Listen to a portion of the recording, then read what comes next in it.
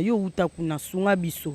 Énumérer ka ba prénom moni que so mwana na kombo tel. Eza un impact boye na vie na ye. Mwana so aza kombo boye, aozala boye, mwana so aza kombo pe sunga pe bandeko ba Hollanda. Diable n'a pas stratégie na ya scène mokili avec toutes les stratégies du diable et atindi ba envoyer na beaucoup plus besoin que utiliser ba kombo wana pour ba mema biso un peu na mama mbebele notamment aussi il y a des pasteurs où besoin ba charge on a soki à matin à mon niveau. Le diable a commis ko senga na ye a sa place il y a Jésus. Jésus, je suis le Dieu de. Comme le roi Joël, Francis, Freddy, Mike, la plupart des bateaux, ils ont côté Satan, ils ont côté Nzambe. La plupart ont Nzambe. La plupart des pasteurs, l'autre ont utilisé combo Adonai et tout ça. Ils ont pas un livre en bande Hollande, biso ba télécharger livre en Enoch. La plupart des combo ils ont carte biso. Na vrai combo o yesengi to invoquer ezaka na signification munene parce que l'église catholique est na responsabilité munene pour orienter mokili sur le plan spirituel, beaucoup plus sur le plan spirituel occulte hein? La plupart combo afina na tangi tout ça ezaka ba fio ba se trouver mingi ba chantre minene en église ba nadège aussi voilà ba chantre minene en église mais la plupart on est Satan à utiliser.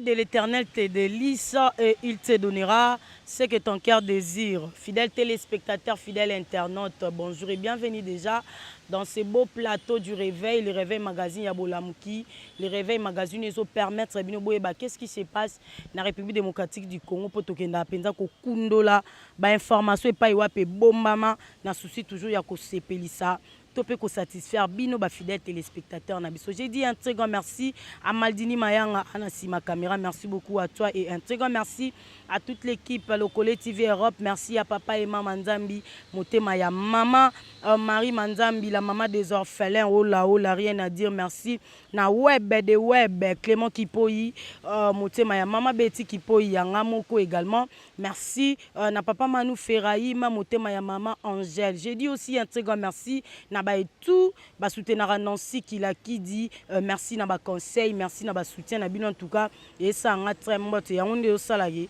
na continuer musala opo bino bozali. Là je vois ma grande sœur chérie Adèle Sassa Motema ya papa Alain Sassa, grande sœur propre ya Thierry Masiala ola ya Thierry na biso papa na Béana na Hamilton et un très grand merci na maman Clarisse Niana na Suisse na Lausanne, c'est-à-dire la femme sage bâtit sa maison tozaki ni na bakini awa déjà lelo azozwa lipapou azongi na Lausanne, maman Clarisse Niana na lelo ya trotalara yo un très grand merci na maman Emma de Bundes, grande sœur propre ya venanga Lenx Longelo de Bundes Motema ya maman Pamela to biso za posa ba conseil batoli ya libala lokwa niti mamba libala ezo simba te koto ba simba obwe ba pasteur pe ba roma panza biso moko luka na maman Emma de Bundes a pesa ba conseil bien pour ya lubara bien et ko sala trembote et merci na énergie panzu ba énergie tolobi arc-en-ciel moto ya yambo ola lokola yo ba kui wape Oumela et merci na venanga zing motema ya maman Wendy Doli @amsn.com o ayebi les réveils à mon lelo tozo continuer na témoignage na frère na biso Caleb o azabongo ex sataniste, c'est-à-dire abongoli motema abongola motema azo timbisa biso makambo ya monaki na elwana de façon que tolonga na ignorance ndenge nazoloba nyonso surtout na ba témoignage en tout cas bandeko bolandango ka te na sentiment to bolandango ne bo mesana olanda batu nyonso to abongoli motema azoloba bolandango bongo te landango na bokebi zwa oyo moni ozwa tiango na misala pour permettre yo o vivre na ignorance te parce que diable alinga ba ignorant frère Caleb azolakisa biso makambo ebele oyo tobandaki kosala eza important ndeko mwa alobi na nga o boteya biso mpe makambo ya bible bino kaka kuna o satana alobaki o diable asaki te eza important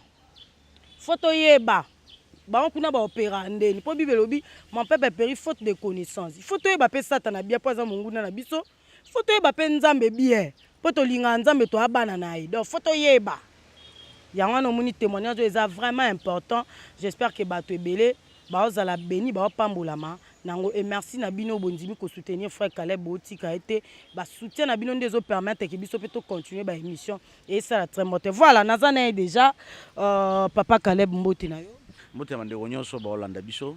En tout cas merci encore une fois, je dis merci à notre Seigneur Jésus-Christ pour permettre que tokutani lisusu et na ke rapidement pour le banande ko le bina ser na biso na si que bote ya biso pe tout ça, j'aimerais lui dire aussi que vraiment dans notre manière de faire les choses, tout ce là qui, un témoignage na biso et aussi enseigner parce que la Bible nous dit aussi que le Fils de l'homme est apparu pour détruire les œuvres du diable. Alors ce que l'œuvre du diable alors je pense que dans le c'est aussi prêcher, c'est aussi parler de la part du Seigneur. Car la Bible le dit comment le diable opère. Donc, si vous expliquer comment il opère, nous sommes dans la parole de Dieu. Merci beaucoup. Voilà, merci beaucoup, frère Caleb. Toko Tadiana Muzindo à Makambu. Frère Caleb, Naina Yeba. La fois passée, au lobby mambo adoration, le diable, assez à 99% et adoration. Mais lelo, si tu comment mona, ba pasteur, ba longo la combat Jésus, combat Nzambe, to eba on soute, et comment ba attribution na ye, tina banzembo toyo ka ba Yehoshua Hamashi ya ba Shama banini oyo bani ba Adonai yebisa biso so pasteur to pe moyembi azoyemba ka ba attribution a baby to aza dans les bons est-ce que biso ba chrétien eza mabe to lobaka komba nzambe ka na ba attribution to tanga komba Jésus te yebisa biso. Merci beaucoup maman aussi pour na mutuna kitoko eza na ndeko moko na Bible. Je ne sais pas bon nabi kete ya magana lolenge belé mais nazo pesa contexte nango mususu par rapport à la question na yo. Il s'appelle Bartimée, donc fils de Timée. Abengi liboso Jésus na ba traduction biblique mususu et yeso atalaki ete. Mais après tant ayi ko benga Jésus fils de David. Hein, Jésus s'est arrêté.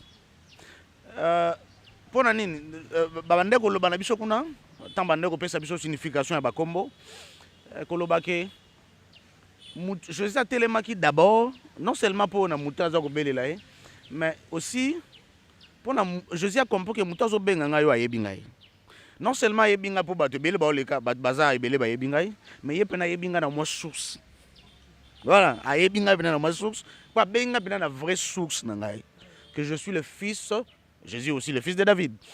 Alors, nali koloba ngai tant on a na quartier vitamine, tant on a bandi aussi maman fétiche tout ça na batu ba ya pepa na nga ba na pesa ba biloko tout ça.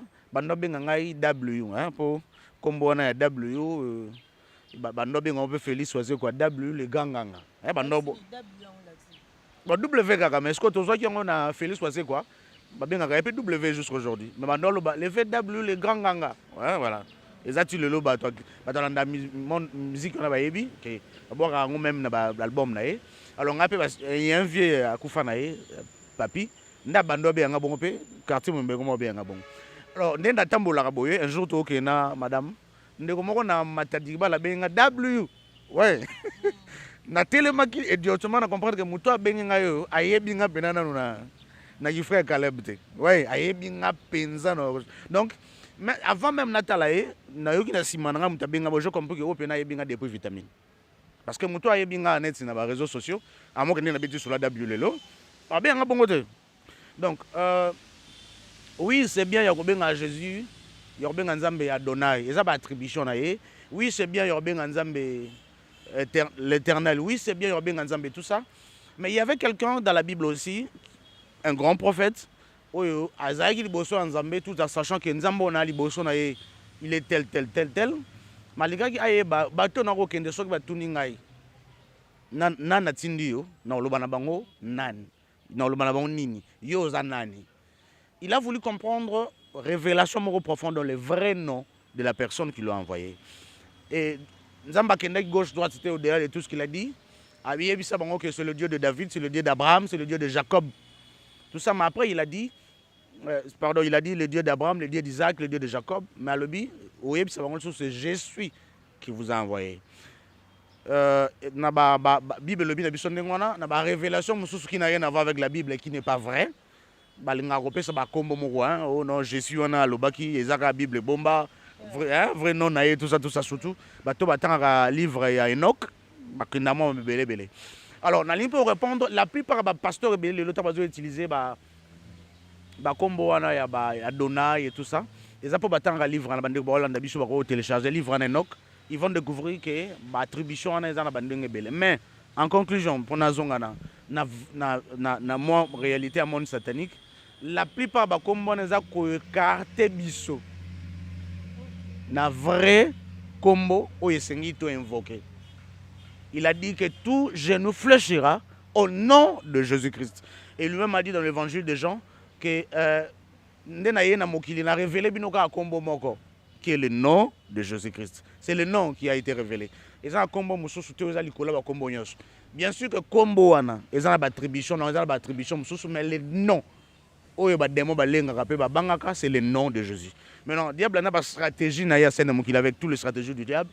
Et il a envoyé beaucoup plus de utiliser combo wana pour notamment aussi, il y a des pasteurs qui ont charge qui à matin niveau. Le diable a commis comme Senganaye à sa place, il y a Jésus. Jésus, je suis le Dieu de. Donc, le Dieu de Caleb. Au lieu de la vrai combo, le Dieu de Caleb. Na combat Nzamba Caleb, voyez. Combat vrai non, et ça n'a pas bien sûr. Quand à un moment, le Dieu de Simo Kimbangu, le Dieu de Dinabala, mais il est qui le Dieu là? Comment combattre comme Bunga? Et ce n'est pas du tout intéressant. Or, la Bible nous dit dans l'évangile de Jean chapitre 3, verset 14, quand Moïse élevant le serpent dans le désert, de la même manière que Christ doit être élevé.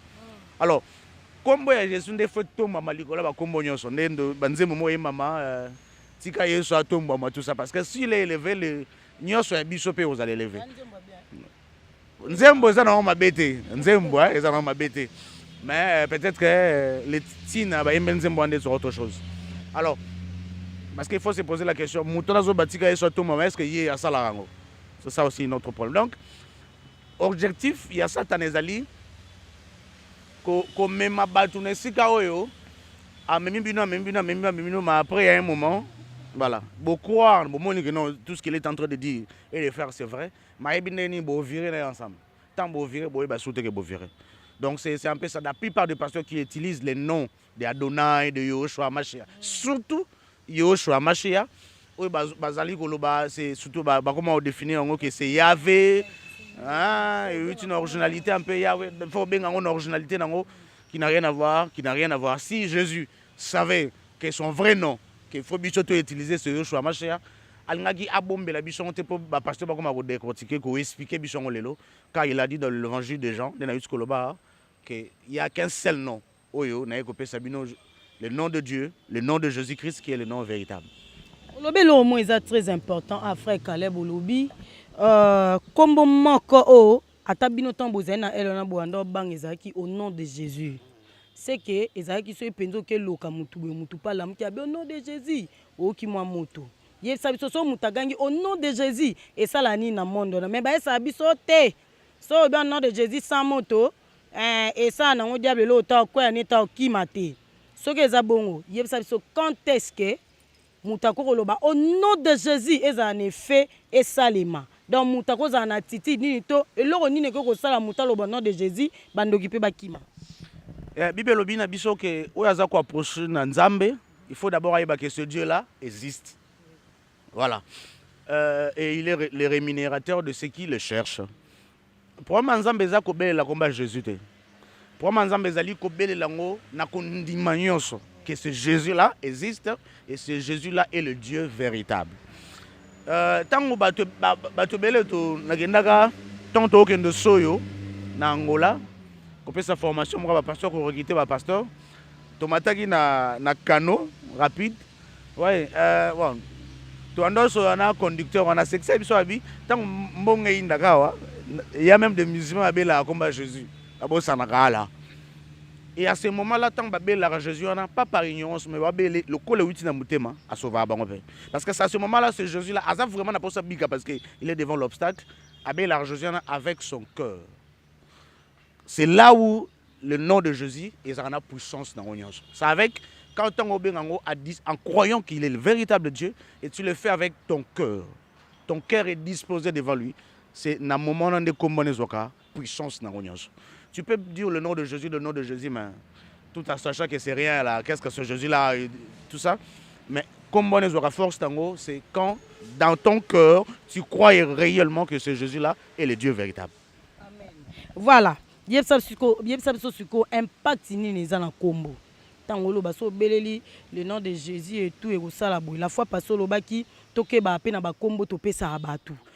To mema pe ba kombo msu to eba ba signification te mutuna makote to zuika oboti mwana opesi kombo ça so impact ni na kombo na vie ya mo. Merci beaucoup, c'est très très important. Nous avons appelé ça qui autorité dans la moto. Et appelé ça qui moto a capacité à saper ba combo. Mais nous avons peut-être qu'on a plus tard pour Nabanyama et tout. Je me reparler quand même des hommes. Je parle d'abord de Abraham. Abraham, oui, comme qui Abraham après. Ce qui nous a dit que combo wana ya Abraham, il faut comme Abraham. Combo est une importance. Il a ajouté acheter aux 5e lettre alphabet. Comme Sarah ya comme Saraïte, ce qui nous a qui importance ba comboter. Combo ya Jacob et comme Israël te, son nous a qui importance à comboter. Je ne sais pas tant que même la définition ya nzamba linga ki ke za la bongo to e baraté ce qui to mi to na raté pona nini et ça la bon moi je pense que c'est important aujourd'hui que tous aura temps ya bando ko yeba pona nini et le pourquoi Dieu en a voulu que combo ana et combo ya Abraham et soit moi ma modification et tout ça et combo à Sarah et mais j'aimerais aussi parler de quelque chose d'important. Il y a quelqu'un qui est né dans l'Ancien Testament à Botami en Égypte et tant princesse ya pharaon a lokoti na mai et moi apparemment ça na comboté mais princesse tant a zué abi désormais bandobengo Moïse parce qu'elle a tiré yo na mai et dans le monde occulte tant ba kendaka beaucoup plus sur les études de nom exemple na yezaka vraiment il y a enseignement makasi de base vous allez remarquer la personne le prophète Moïse princesse alobi bakobando bengo Moïse pour tirer yo na mai. Mais vous allez aussi remarquer que miracle à munene oh Moïse a salaki oh ils ont répété comme miracle na munene ezali kokabola mai. Et loko pe sala na ye kamo na kanate ata ko mona ngo plus tard ezalaka akota kanate ko mona te makota kanate ata ko kota ngo plus tard ezalaki une fois, lui, il en a fait 2 fois. Donc, il y a comme péché mortel, il y a qui combo. Combo. Donc, pour que les gens comprennent, parce qu'aujourd'hui, on a un peu beaucoup à parler, donc on a un peu de temps, pour que les gens comprennent, peut-être autour plus de questions, nous allons revenir. Parce que je m'attribue aux sciences et études d'Aba Combo. Ils ont cours, on ne peut pas en parler pendant 3 heures, 4 heures du temps pour expliquer. Mais aujourd'hui, on ramasse quand même pour que les gens comprennent. Donc, Moïse, de son plus grand miracle, c'est Kokaboulamaï, au-delà des miracles qu'il en a fait. Aussi, il a empêché à Kota Kanate, je précise bien, à Kota Kanate, mais il plus tard. Parce que nous avons un peu qui a lobby, on a peuple comme Mabango Nakana. Et nous avons le coup à échanger raté, à Yaki Kokote quand même Kana. Donc, il faut que. Qu'on donne un peu la précision. Si vous avez lobby pour qu'il est plus loin, tout a suspense. À côté, quand on a dit que Moïse a coupé dans des heures. C'est ça la vérité. Mais à côté, quand on a dit dans montant de transfiguration, il y avait Élie et Moïse. Montant de transfiguration dans l'Égypte, c'était dans Israël. Donc ce sont ces 2 personnes au Bayaki pour nous dire que voilà. Et dans la montagne, on a Pierre a dit à Jésus que non, il faut te vendre à 3 tentes. Voilà, et pour tout ça. Et bateau, la Bible on dit que bateau, pour nous Jésus, c'était Mose et Elia. Et basé dans Israël. Voilà, donc, spirituellement, Dieu a fait qu'il y a sa promesse, donc Mose a monaki Cana, qui est Israël. Donc, voilà, il faut un peu aller rapidement comme ça. Donc, maintenant, il y a aussi notre maître qui est Jésus-Christ. Pourquoi, Tommy, tu as la question, pourquoi Dieu a insisté sur la chose que l'ange Gabriel qui est venu vers Marie, a dit à Marie bien que moi, il s'appellera Emmanuel, qui signifie le Dieu parmi nous. Qui signifie Dieu parmi nous. Or, c'est clairement que l'existence de Jésus jusqu'à aujourd'hui, et surtout quand il était en chair, c'était la présence de Dieu parmi les hommes. Voilà, donc, après si combo, ma une signification ya combo. Et signification ya combo, on est qui vrai jusqu'à aujourd'hui. Yesu ayaki na mokili, ezaki présence ya Nzambe kati na bateau. Jusqu'à aujourd'hui même, tant bateau c'est Jésus là est Dieu parce qu'il est venu en chair. Donc l'ange est venu déjà annoncer que combo on est dans la signification boye, peut combo on est la bongo. Alors c'est très important parce que tu vas comprendre la utilité ba combo na utilité to pesa ka ba combo na bana bisona tina na yango lelo, o pesa mwana combo parce que eza toyoka batamoko lekaki ya mwana komi kombo ya film moko tout ces oleka badona beja sans comprendre en réalité signification kombo na nini pe pona nini kombo na bon on ramasse tout et voilà on te pesi bana et lelo pesa cause il y a ba premier belé ya bana na biso ya premier belé ya biso moko ya premier belé mambe belé na mboka na biso et à cause de l'ignorance on a parce que le diable tient absolument que nous restons dans l'ignorance pour que y ait bana parce que l'essentiel pour les autres pesa ka porte moko et pense on a pour naïe qu'on va porter belé donc c'est aussi ça tout le monde qui peut dans un moment où on va visiter Congo dans le mouvement à réveil la plupart des pasteurs attendent le coup de après mais une originalité dans les bandeli la plupart des pasteurs Dieu avait permis que le baptême ils ont changé de nom sauf tout de même musulmans que la plupart des gens quand ils viennent là-bas tant bas du baptême ils changent de nom et ça par hasard et ça par sentiment parce que c'est très très très significatif. Un jour nous aurons le temps de revenir sur ça toute une émission pour parler un peu sur le titre de nom.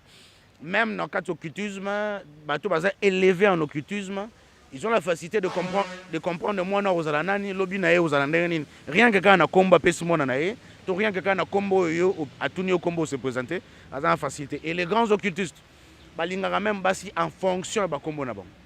Voilà. Ouais, yongo monaka c'est beaucoup un peu facile na bagand occultiste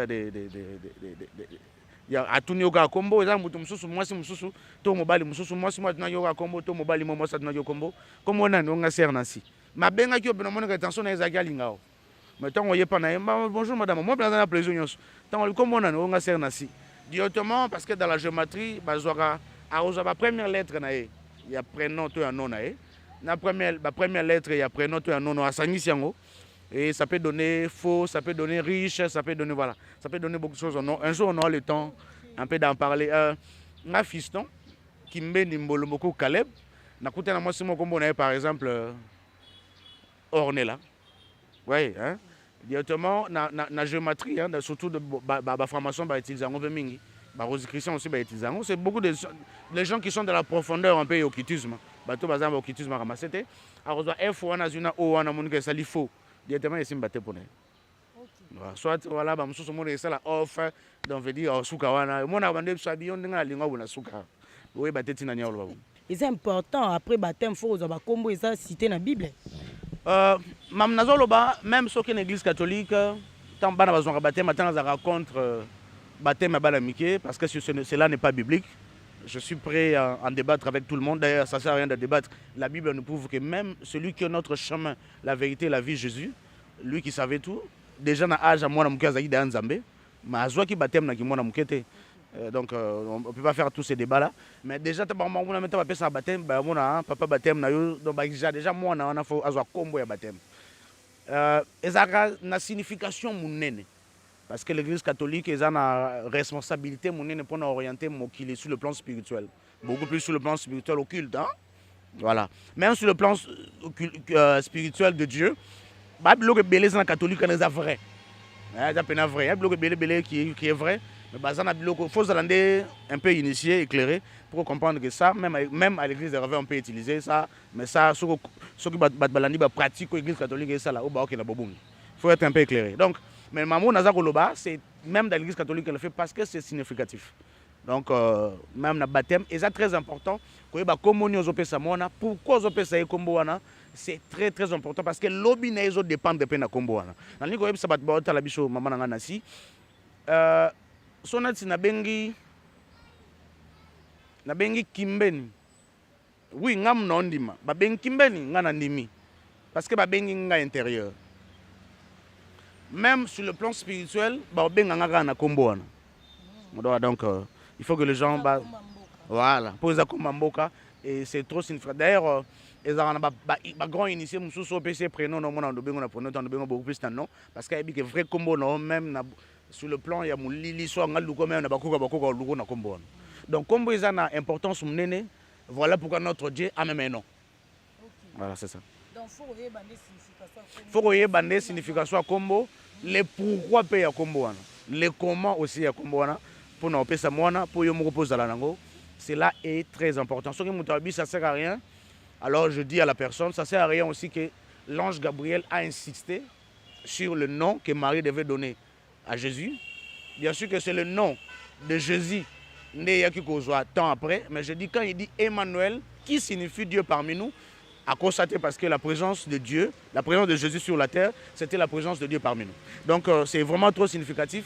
Au-delà de la c'est dans la Bible. D'ailleurs, Daniel, c'est la justice de Dieu, il faut bien lire la Bible. Josué, le Dieu qui sauve, tout ça, et ça a une signification, et ça a une importance dans la vie, dans le bateau, parce que comme on a identité dans le donc c'est très important que nous ayons une signification comme on a et biso pe bateau to ko bota bana to pe sara bana kombo bi pese la te po ezana mutu mo soutenir nga mingi tant moi si nga na zemi ezana mutu mo soutenir nga mingi tant moi na na zemi. D'ailleurs la plupart des pasteurs aujourd'hui bazana ba kombo oyo to ba pesa bana ba kombo zo mona pe kombo tout ça mais pour ça ba kombo moko esika sambela ka kuna na mulili nde kombo esprit to kombo ya maître to kombo ya tout ça to kombo ya loko to kombo ya pentacle moko ya yeno nga peso komba mwana to apesi mundimi mo abi mono bobota bo pese kombo boy. Et ça révélation divine, ok, ça n'a rien à voir. Ça pour ça juste il y a matérialiser esprit wana na continuité na kombo ya mutumo pour esprit na continuer à coopérer. Donc kombo Bible c'est important. Hein? Bakombo Bible c'est important pour nakutana na mama mo papa Caleb. Mama na ebisinga lobi omoni ye akufa lamuka. Akenda lo la visita lo la mona aya beta masolo ya mona abisinga bi omoni tio komoneza Nancy boye mukolo kufa so ke kuna déjà ne bandeli ya entra lola ba yamba ote po komoneza Nancy kuna ba kombo ezaka ba prénom moko boye ya mukile za litomba te faut ozana komoneti ba Esther ba Rebecca ba Dorcas ayibisanga bongo siko nga pe na bi siko na changer na longa Nancy na koma nani nga babotanga na komba Nancy siko yebisa biso c'est que ba komba Bible c'est important biso to longa ba komba ba petit frère Pichu Mukwamba alonga Pichu akoma frère Mardoché par exemple na sensonande na linga na non d'abord Luclara un peu na yo kota na ko na ngelo baba mama wana a sala pe mo betude bien s'il vous plaît.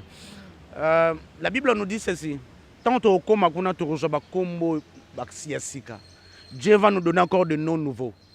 Donc, comme il n'a rien à voir avec ça.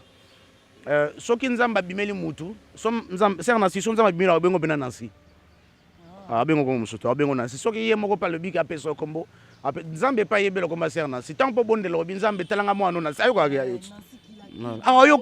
Donc il n'a rien à voir avec tout ça. Oh non, faut changer comment pour se noter. Donc c'est que l'eau les commis conditions faut non. Je dis que comme c'est très important pour nous avoir sens pour nous sa moana pour ne pas que diable profiter na bilo wana nyoso parce que eza batu mususu si le temps peut-être ayo e banzambe abundi sami na sa na bundisi pour na combo esprit tout ça c'est important et mais moi na oya ebi na nzambe et que nzambe a décidé na été changer combo malgré tout comment les a quoi appartenir so nini Dieu opère, il est le Dieu suprême, il sait ce qu'il sait. Mais dans l'impe olobande olobi ba kombo ya Bible kaka ndete to opesa bato parce que Obed Edom na sa Bible mais Obed Edom eza kombo mabe. Ingola ksa Obed Edom eza ingola ksa muto aza dédié na Obed. Obed Edom ingola ksa muto aza dédié na Edom. Obed Edom. eza combo biblique mais opesa mwana te parce que odoma eza combo ya esprit. C'est une divinité oyo na époque ya Grèce ancienne bandeko utiliser en époque à Babylone tout ça. Au bête de dom eza combo ya esprit. Et pas phrase eza combo ya esprit. Et outil na aphrodisiaque. Oyo eza venu sur le lot. Ben et pas phrase eza na Galates chapitre 1, eza na Colossiens chapitre 1 verset je crois verset 7 tout ça. Oui non, étymologie et pas phrase. Ce que je dis, je ne sais pas si des pasteurs en savent, mais je sais que beaucoup de pasteurs aussi. Pasteur au bakona pasteur et pas phrase. Bango mo ba pasteur batanga Bible ba éviter que comme on est ba bilo ba venir. Bon na éviter son akosi ba bengo ba lobaki na kosi. Yo moko ser nasi soki ba lobiko na kosi, yo moko ke na Google beta étymologie et pas phrase. Voilà, même ce pasteur a lobiki na avant na lobaki na kosi, na porter connaissance on apprend chaque jour. Moi je l'ai appris il y a beaucoup de temps, mais je l'ai porté peut-être les connaissances abeta non et pas phrase. Et ça biblique. Mais l'inko le bâtiment et pas phrase et ça combo ya malamu. Mais ça biblique. Voilà. Donc je le dis sans mâcher de mots. Donc c'est tout à fait normal. Voilà pourquoi même l'apôtre Paul a comme Saul, comme Paul.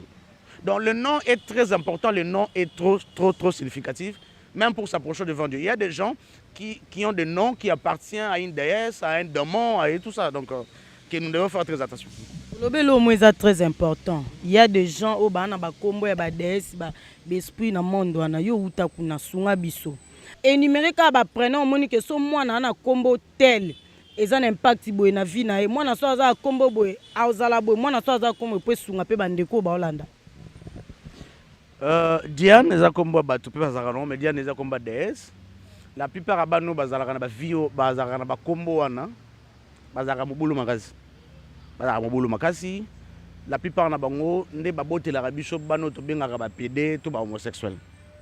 La plupart ya arobala na ye mais omonaka na libota na ye moi loka bongo ezanga te.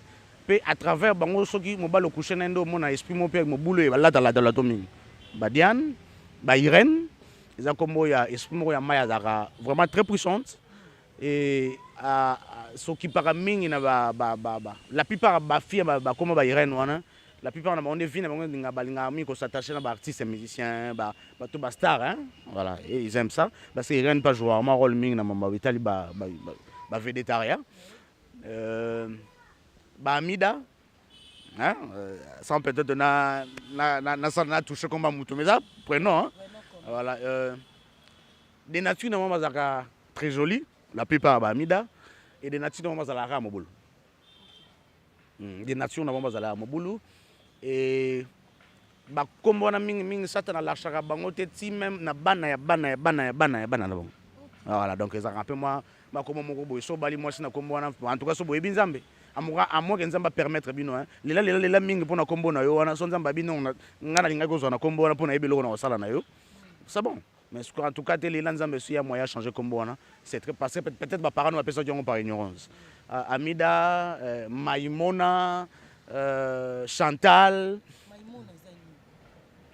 Là comme na on peut Maimona ba kongo pe na monde pesa mo kombo na mingi biso pe na bayanzi kuna.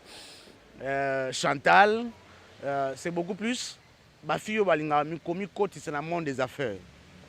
Mais la plupart na bango occultisme tirara bango sans que ba yeba. Ba Chantal ouais. Occultisme tirara bango ata ko dalingite. Hein, alors se trouver dans le monde occulte ata lingite. Et la plupart de l'église, mais elles sont là pour que le diable va utiliser. Voilà, donc, ça rappelle la plupart des filles. Il y a Chantal, je vais aller rapidement. Il y a Chantal, il y a Fatou, il y a comme esprit, il y a parole, il y a peut-être au monde balingité, il y a Fatou, il y a Rosette. Et Zali, bien sûr que Rosette, c'est le nom de ma femme. Hein?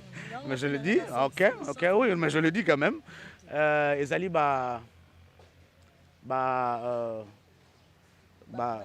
Tantine, pardon, je vais arriver. Et ça, Tantine, nazo, tant à ma catégorie, Fimoro, Tantine, Ornella, hein, voilà. Bon, pour aller un peu rapidement, bien sûr que Moussou Sabing nous a le temps et autant comprendre parce que comment on a arrêté. La plupart comme Bafia Natangi, tout ça, les Arbafio se retrouvent à Ming, ils chantent miner dans l'église, Nadège aussi, voilà. Ils chantent miner dans l'église, Mais la plupart on est ça dans utilisé. Puis la plupart on va courir ça facilement dans la scène. Sans que peut-être pas linga. Voilà. Et ce qui pas yebi penanza mbete belé, ba fi on a mona koy banzambe mais mona kazaka beaucoup plus poussé qu'à linga yam sous modérateur à comprendre. Même si aza buka melanza mabolongo mais azaka plus tuer na bloc. Voilà, donc il faut vraiment Zamba Sungaya les lanzambe pour na kombo na. Si Dieu en décide que kombo netika la poibe loko sala na c'est bien. Voilà voilà donc zanet si pona mibali pe ba Joël, ba Zarapiming pe ba Yembi Mnene, ba Freddy tout ça voilà même. Voilà mais ba kombo le roi net si ba bon, na lobby na polémique na ligne na peu polémique na peu problème parce que j'ai déjà tant de problèmes ces derniers temps menacé par des pasteurs. Ba kombo le roi net ba Joël wana to temps ba kombo le roi la bon msolo ba natanyango pona ligne na ça polémique mais loin de moi de faire polémique. Na répondre juste sur la question na yo. Mon question pe na be pe to retourner. Voilà, loin de moi. Bah, comme le roi bah, Joël, bah, Francis, bah, Freddy, bah, Mike, la plupart bateaux, bah, Yembe, bah, ils ont à côté Satan, ils ont à côté Nzambe. La plupart ont bah, Nzambe. Bah, Joël, bah, Francis, bah, Freddy. Na lobi na sans problème. Bah, c'est belé, hein. Na ko bando tanga bah, Freddy, na ko bando tanga bah, na kamora même ndenge frère na biso ale molota sali la Nzambe solo. Pour bah kombo na pe Alain.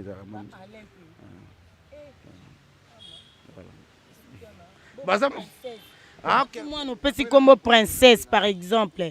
Est-ce que Ezara, la princesse, il y a un royaume céleste, la princesse, bon, on a vu ma fille, maman, on a botté comme la reine. Je ne sais pas pourquoi ça comme la reine. Vous avez un bébé, mais ça comme ils ont coupé sa fonction moya mutu. Princesse, ils ont coupé sa comme moya fonction moya mutu. Je ne sais pas, mais on a que princesse par rapport à mon aïe la lobby kuna ozala mutumune et tout ça, mais il y a toujours un esprit qui colle derrière le nom. Ils aura toujours un esprit qui colle derrière combo to pesaka batu bana na biso to mi pesa la parole sur pesa biso. La plupart parlent sur pesa comme on a pour bamsu ba yeba msu peut-être pour ba yebate, surtout la plupart va parler ça ba yebate. Pesika moi na combo. Quoi ni okoma no na biso. Ouais mais ça ko yeba vraiment no ko na combo na zwa ki on va pas zwa ki on peut pour na nini. Parce que il y a un pasteur dans notre pays. Papa na maman na ba boti ba pesa kombo moko boye mais ye ayako koma na kombo ya boya ya kuma bina kombo moko ya parce que lelo atobo limsanga bangelo ba kombo voilà mais ba ya kombo ba na G et suki na E voilà ça que moi un peu biblique mais est-ce que kombo na zwa kyango kuna na monde mulili ouais donc ba pesa que kombo na e pesa na yo bando za très doux. Voilà, après ça qui peut pas condition aux la fidèle na moi si moko ou tout ça biso to pas mbolo mais yo ko sela ke l'église na yo voilà hein moi me belé aux appena moi molili tout ça. Donc il y a des noms comme ça et ba tu peux belé ba pesa bana ba kombo ya pasteur na bango et chaque fois bénissaka bana on a besoin de kombo na ye a des diabons. Donc je na boy na ça moi pour mi na comment boy bani. Donc on a bi kombo za na mo esprit là ndaka. Donc ce que son maman peut se comme princesse, il y a moi ce que mon boyo ils a collé déjà parce que ça dans la ndarabiso déjà la casa libumo peut beaucoup plus na mkolo to botamaka. Voilà, en tout cas mkolo ça t'a trop présent. Bien sûr que ça va permettre au bimi molongi déjà na katuana mais ça dans lando peut déjà. Alors comme mes parents vont appeler ça yo, c'est très important. Voilà pourquoi même dans la Bible, les gens qui ont la Bible, malgré tout nous sommes déjà aussi dans la Bible.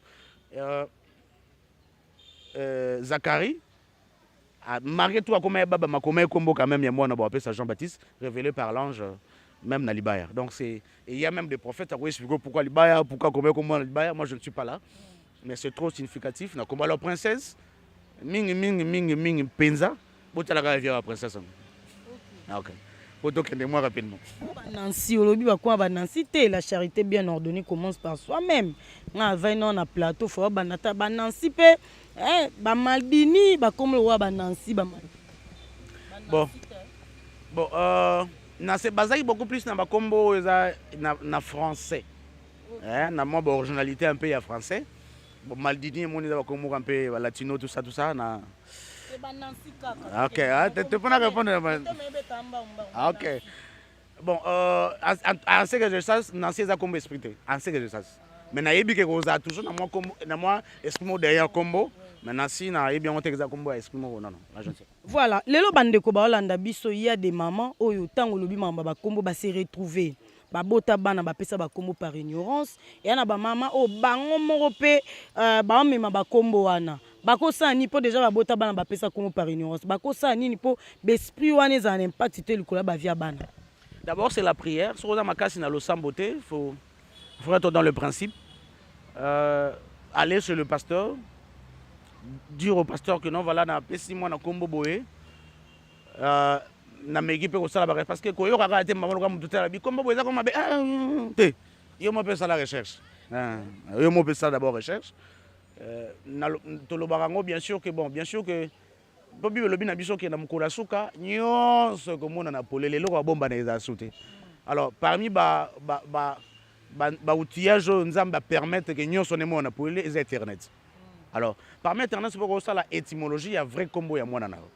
Voilà, donc, quand il faut vérifier pour montrer que oui, comment ils ont appartenu à tel esprit, ils ont appartenu à tel Dieu ancien, tout ça, et pour permettre. Alors, ce que mon bongo, justement, il faut aller, ce mon niveau, ma casse au bon date, tout le monde a ma casse au bon date pour que nous ayons purifier combo. Va chez un pasteur, il y a un pasteur à bon de la ponaille, et surtout beaucoup plus que cette personne-là apporte son offrande. Offrande, ça peut être tout, hein, sauf que nous sommes pas les lots, la ligne pour profiter de l'oba. Faux pasteur, quand ils disent venez avec l'argent, les gens, bon voilà, peut-être on aura le temps d'en parler, mais donne ton offrande et moi on a appelé le Cabo Panzambé et cela va être fait rapidement aussi. Donc voilà.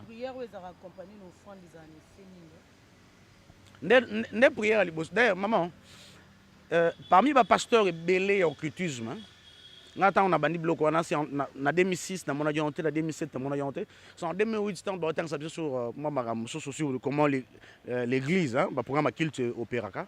Pendant ce pasteur on a écouté qu'on a bandé qu'on rappelait, ils rappellent, mais pour la histoire de qui connaît enseignement à Sika. Il faut que ça effort que offrande, au topé ça comme bongo, l'église, et ça le mot le banal, hein. Bon, on a des pasteurs comme net cop. Matéa, net moi, comment aventure déjà, mais au fond de comment moment aventure en église.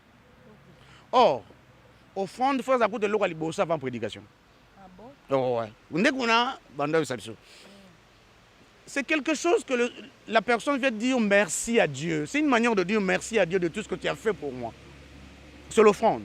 Nzambe abandé ko limbisa ba papa na biso ya kala à l'époque de l'Ancien Testament. L'offrande bando ya nango.